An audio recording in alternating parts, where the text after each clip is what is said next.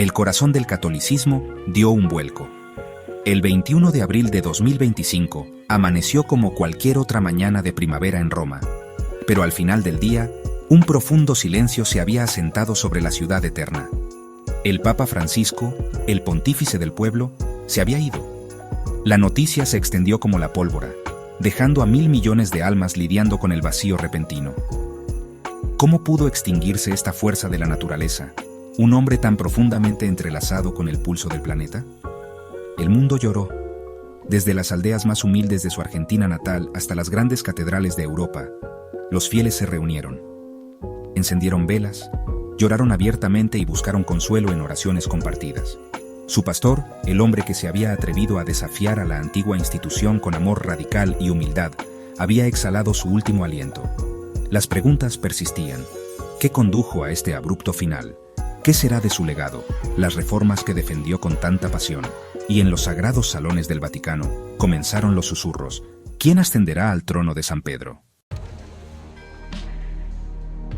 Los últimos meses del Papa Francisco estuvieron marcados por una paradoja conmovedora: la vitalidad de su espíritu luchando con la fragilidad de su cuerpo envejecido. Su paso, antes ágil, se había ralentizado a un arrastrar de pies. Su voz, aunque todavía fuerte, ahora tenía la aspereza de la fatiga. El peso del papado, una carga compartida por pocos, había pasado factura. Los problemas pulmonares crónicos, un legado de su juventud, lo perseguían. Los problemas de rodilla, exacerbados por sus incansables viajes, hacían de cada movimiento un testimonio de su resistencia. Sin embargo, a pesar de todo, el fuego en sus ojos, el compromiso inquebrantable con su rebaño, nunca se atenuó. Los expertos teológicos señalaron su última encíclica, Lumen Fidei in Tenebris, la luz de la fe en la oscuridad, como testimonio de su espíritu inquebrantable.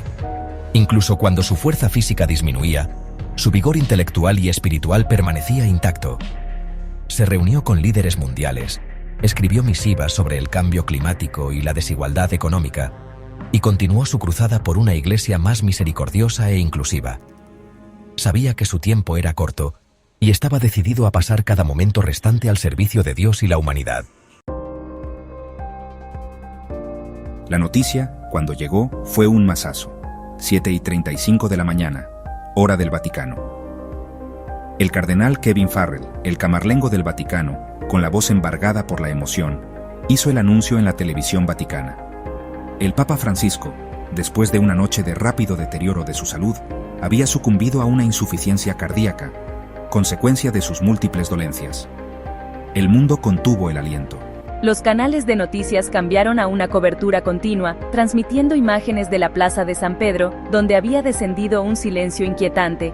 Los peregrinos, que momentos antes habían charlado animadamente, se quedaron paralizados, con los rostros grabados de incredulidad. Los turistas, olvidadas las cámaras, observaban en silencio atónito mientras la gravedad del momento se hacía sentir. Dentro del Palacio Apostólico, prevalecía una sensación de irrealidad. Susurros, silenciosos e incrédulos, llenaban los pasillos. Los ayudantes, acostumbrados al ritmo vertiginoso del incansable pontífice, se movían con una lentitud aturdida. El corazón de la Iglesia Católica había dejado de latir, y el mundo contuvo la respiración. A medida que el impacto inicial disminuía, una ola de dolor recorrió el mundo. En la Plaza de San Pedro, el grito colectivo de incredulidad dio paso a un tapiz de emoción cruda. Los peregrinos lloraban abiertamente, aferrándose a rosarios e imágenes del difunto pontífice. Los lugareños se reunieron en pequeños grupos, compartiendo recuerdos y anécdotas de Francisco, el humilde sacerdote, que se había convertido en un ícono mundial. Sin embargo, incluso en el duelo, el mundo de la política vaticana, con sus corrientes subterráneas e intrigas, continuó agitándose. Susurros, algunos cargados de admiración, otros teñidos de aprensión, llenaban las plazas y cafés que rodean el Vaticano. Las facciones conservadoras, que durante mucho tiempo se habían irritado bajo las reformas progresistas de Francisco, mantuvieron un silencio estoico. Sus reacciones fueron objeto de mucha especulación. ¿Era este el final de su revolución, o su legado continuaría moldeando a la Iglesia en los años venideros? Sección 5. Un legado forjado en la esperanza. El Papa Francisco, el primer papa latinoamericano y jesuita, sería recordado como un hombre de paradojas, un feroz defensor de los pobres que lideró una iglesia de 1.000 millones de personas, un campeón de la justicia social que predicó el perdón radical, un modernizador que encontró fuerza en las tradiciones antiguas. Su papado fue un testimonio del poder de la humildad, la empatía y la fe inquebrantable. Desafió al mundo a ver a Cristo en los marginados, en los refugiados, en los prisioneros. Instó a la acción sobre el cambio climático, condenó la desigualdad económica y pidió la paz en un mundo dividido por el conflicto. Abordó de frente el escándalo de abuso sexual de la Iglesia, reconociendo sus fallas y prometiendo reformas. Su legado fue un tapiz tejido con pronunciamientos audaces y simples actos de bondad. Eligió vivir en una casa de huéspedes del Vaticano en lugar de los opulentos apartamentos papales. Evitó los zapatos de diseñador por mocasines negros gastados y solía escabullirse por la noche para ministrar a las personas sin hogar en las calles de Roma. Sección 6. La última homilía del pastor.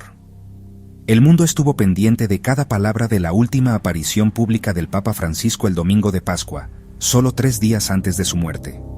Frágil pero resuelto, se paró en el balcón de la Basílica de San Pedro, con vistas a un mar de rostros bañados por el cálido resplandor de la primavera romana. Su voz, aunque debilitada, resonó con una fe inquebrantable y un profundo amor por la humanidad. Su mensaje fue simple pero profundo, un llamado a la paz, a la compasión, a un retorno a los valores centrales del Evangelio.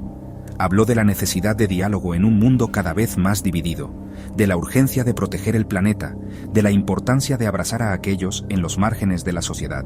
Sus palabras, pronunciadas con la tranquila autoridad de un hombre que había dedicado su vida a servir a Dios y a la humanidad, resonaron profundamente con los millones que lo veían en todo el mundo. Pocos sabían que esta sería su última homilía, su último mensaje al rebaño que tanto amaba.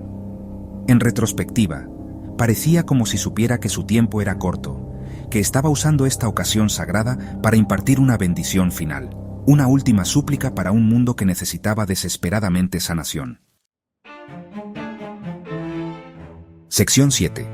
Un mar de duelo. El mundo descendió sobre Roma. Presidentes y primeros ministros, reyes y reinas, se unieron a peregrinos y católicos comunes, todos atraídos por el magnetismo del hombre que había tocado sus vidas.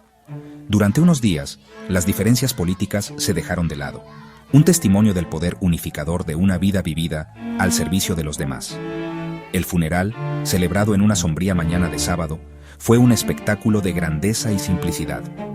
El aire estaba denso de incienso y el sonido de cantos gregorianos mientras su sencillo ataúd de ciprés, adornado solo con un crucifijo, era llevado a la plaza de San Pedro. El silencio, cuando llegó, fue ensordecedor.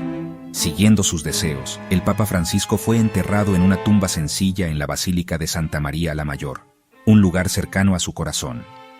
La inscripción, Franciscus, austera en su simplicidad, desmentía la complejidad del hombre y el papado que había redefinido. El mundo ha perdido a un gran líder espiritual, un hombre de profunda fe y humildad. Su legado continuará guiándonos. Su santidad, el Papa Francisco, inspiró a innumerables personas, trascendiendo las fronteras religiosas. Su mensaje de compasión y paz será recordado para siempre. Sección 8. Las llaves y el futuro. Incluso mientras el mundo lloraba, los engranajes de la Iglesia Católica continuaron girando. El Colegio Cardenalicio, los príncipes de la Iglesia, se reunieron en la Capilla Sixtina para el antiguo ritual del cónclave. Su tarea, elegir un sucesor, un nuevo pastor para guiar al rebaño de 1.000 millones de personas. El ambiente era de tranquila contemplación, el peso de la historia pesaba sobre sus hombros. ¿Elegirían una continuación de las reformas radicales de Francisco o un regreso a un camino más tradicional? El mundo observó, esperó y oró mientras los cardenales, aislados del mundo exterior, luchaban con esta decisión trascendental. El resultado seguía siendo incierto. El Colegio Cardenalicio, una vez un bastión del conservadurismo, había sido remodelado por los nombramientos de Francisco, infundido con hombres que compartían su visión de una iglesia más inclusiva y con visión de futuro. Sin embargo, la fuerza de la tradición era profunda, y la dirección futura de la Iglesia Católica pendía de un hilo. Sección 9. Franciscus, un nombre grabado en el tiempo. El fallecimiento del Papa Francisco marcó el final de una era, pero su legado, como las ondas de una piedra lanzada a un estanque, prometía extenderse mucho más allá de los confines del Vaticano. Había desafiado al mundo a verse a sí mismo de manera diferente, a abrazar la compasión sobre el juicio, el diálogo sobre la división y la acción sobre la apatía. Si su sucesor continuaría su camino o trazaría un nuevo rumbo, aún estaba por verse. Pero una cosa era segura: la Iglesia Católica, y de hecho el mundo, habían sido irrevocablemente cambiados por el humilde sacerdote de Argentina que se atrevió a liderar con amor, humildad y una fe inquebrantable en el poder de la misericordia de Dios. Franciscus, un nombre grabado en el tiempo, un legado que continuaría inspirando y desafiando a las generaciones venideras.